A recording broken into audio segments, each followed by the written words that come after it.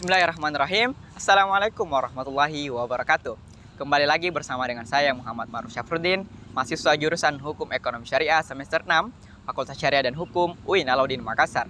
Nah, teman-teman sekalian, di segmen sebelumnya kita sudah membahas mengenai dengan hak cipta atau biasa teman-teman dengar ataupun teman-teman lihat mengenai dengan copyright. Nah, kan tetapi pada segmen kali ini kita akan membahas sedikit mengenai dengan hak paten, sebagaimana tugas yang telah diberikan oleh Bapak Suryadi SHMH selaku dosen mata kuliah hak atas kekayaan intelektual. Baik teman-teman sekalian, mengenai dengan paten atau hak paten, maka paten merupakan hak eksklusif yang dimiliki oleh inventor atas invensinya di bidang teknologi dalam kurun waktu tertentu. Nah, kemudian teman-teman bertanya, hak eksklusif itu seperti apa gitu? Maka hak eksklusif itu sudah kita bahas pada segmen sebelumnya, bahwasanya hak eksklusif itu terbagi dua. Ada hak moral, ada pula hak ekonomi. Nah, kemudian pertanyaan berikutnya, invensi di bidang teknologi seperti apa gitu? Maka invensi merupakan suatu ide inventor yang mereka tuangkan ke dalam suatu kegiatan pemecahan masalah di bidang teknologi secara spesifik, baik berupa produk atau proses penyempurnaan, begitupun dengan pengembangan dari produk ataupun proses tersebut. Nah, teman-teman sekalian, hak paten ataupun paten itu sudah masuk dalam telah diatur oleh undang-undang kita yang sebelumnya diatur pada Undang-Undang Nomor 13 Tahun 2016 mengenai dengan paten. Nah, kemudian sekarang diubah ke dalam Undang-Undang Nomor 11 Tahun 2020 mengenai dengan Cipta Lapangan Kerja.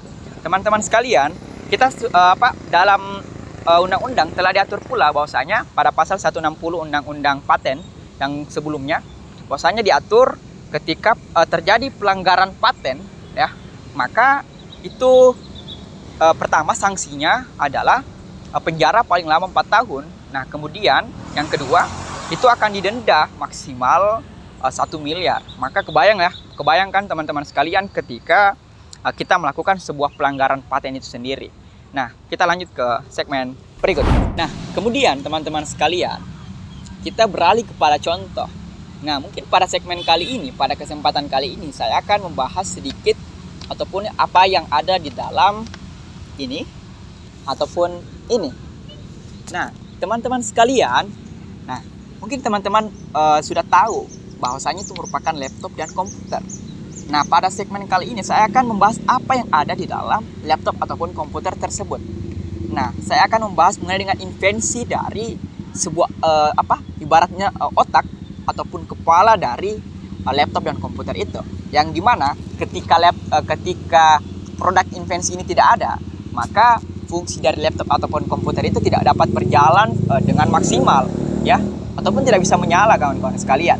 Nah, mungkin teman-teman pernah melihat yang ini ataupun yang ini. Nah, betul sekali kawan-kawan, itu merupakan prosesor ataupun chipset dari laptop dan komputer itu. Nah, yang dimana ketika itu tidak ada, maka tidak berjalan sebagaimana mestinya. Nah, mungkin teman-teman pernah melihat di bagian di bawah keyboard teman-teman, itu tadi ada yang warna biru, itu diproduksi oleh Intel, ya, Intel Core.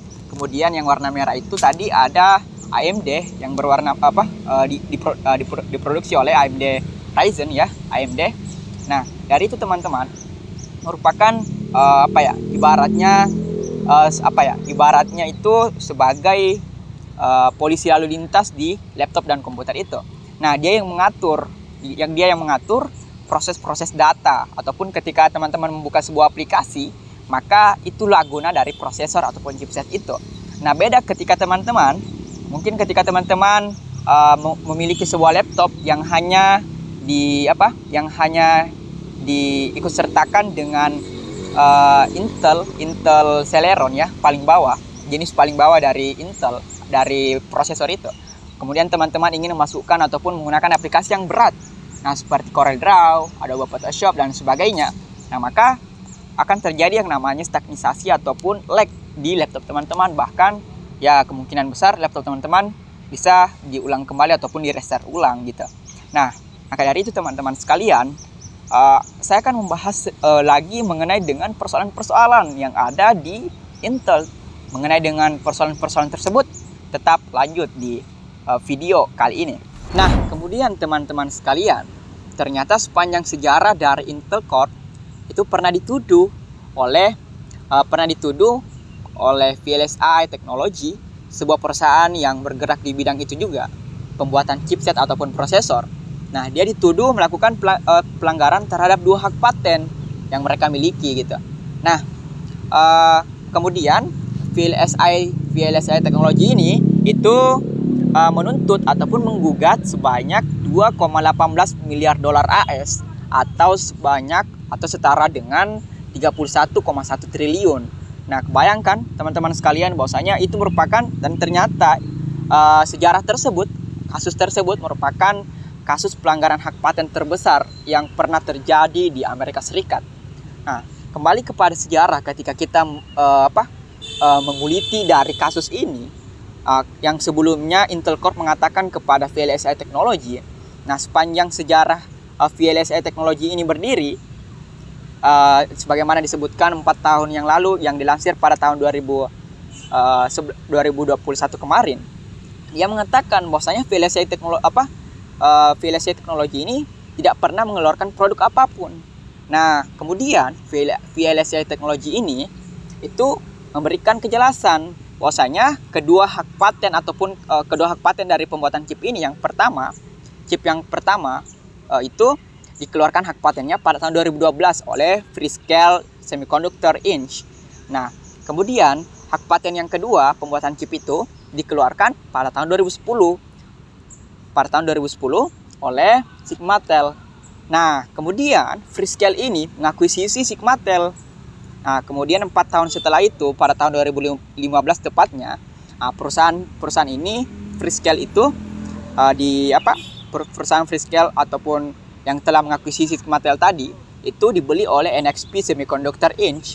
Nah, kemudian pada tahun 2019, NXP Semiconductor Inc. ini itu menyerahkan kedua hak paten ini kepada VLSI Technology. Nah, oleh karena itu, setelah dijelaskan sejarah dari kedua hak paten ini, maka secara resmi ditentukan di pengadilan di sana bahwasanya Intel Corp resmi untuk digugat sebanyak 31,1 triliun ya, atau seperti tadi 2,18 miliar dolar AS. Nah, teman-teman sekalian, dari pelanggaran ataupun kasus yang terjadi ini memberikan sebuah pelajaran kepada kita, sebagaimana yang sudah disampaikan oleh Bapak Suryadi kemarin. Nah, itu mengatakan ketika kalian ingin membuat ataupun memiliki sebuah invensi yang bernilai ekonomi tinggi, maka daftarkan segera. Karena ketika hal seperti ini terjadi, untung saja VLSI Technology ini mendaftarkan ataupun memiliki hak paten sebelumnya. Nah, coba kita bayangkan ketika VLSI Technology ataupun Sigma Freescale tadi tidak mendaftarkan sebelumnya, maka hak ekonomi dari chipset ataupun chip yang dikeluarkan, yang digunakan oleh Intel Corp itu akan terjual dan atas nama Intel Corp itu sendiri. Nah, dan ternyata di pengacara yang ada pada saat itu, pada kasus tersebut, mengatakan bahwasanya dari kedua chipset ini merupakan sebuah chip yang memberikan kecepatan ataupun dapat mengembangkan prosesor ataupun chipset yang akan datang. Nah, coba bayangkan teman-teman sekalian ketika tidak terdaftar, maka sangat disayangkan. Nah, oleh karena itu teman-teman sekalian, itu mungkin sedikit penjelasan ya dari saya mengenai dengan kasus dalam sebuah produk invensi untuk tugas mata kuliah hak atas kekayaan intelektual ini. Saya ucapkan terakhir kepada Bapak Suryadi Shmh, makasih banyak atas tugas yang diberikan kepada kami, karena setidaknya kami dapat membaca bahwasanya ternyata invensi ini sangat luas dan memberikan pelajaran kepada kami keesokan harinya. Sekiranya kami memiliki sebuah invensi yang tiba-tiba muncul di otak dan kami wujudkan, nah untuk segera didaftarkan. Baik teman-teman sekalian, itulah tadi sedikit penjelasan dari kami mengenai dengan hak paten, kemudian contoh dan kasus yang kami berikan. Semoga bermanfaat. Billahi fisabilil haq, fastabiqul khairat. Assalamualaikum warahmatullahi wabarakatuh.